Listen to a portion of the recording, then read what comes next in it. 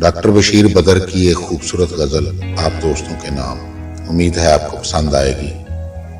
हमारा दिल सवेरे का सुनहरा जाम हो जाए, चरागों की तरह आंखें जलें जब शाम हो जाए। कभी तो आसमां से चांद उतरे, जाम हो जाए, तुम्हारे नाम की एक खूबसूरत शाम हो जाए।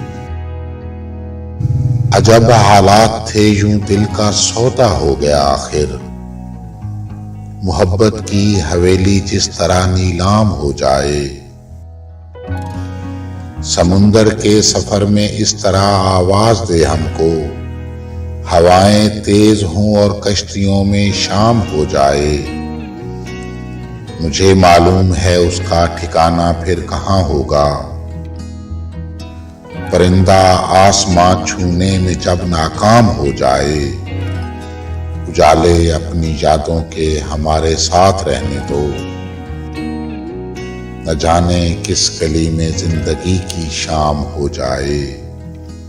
हमारा दिल सवेरे का सुनहरा जाम हो जाए, चिरागों की तरह आंखें जलें जब शाम हो जाए।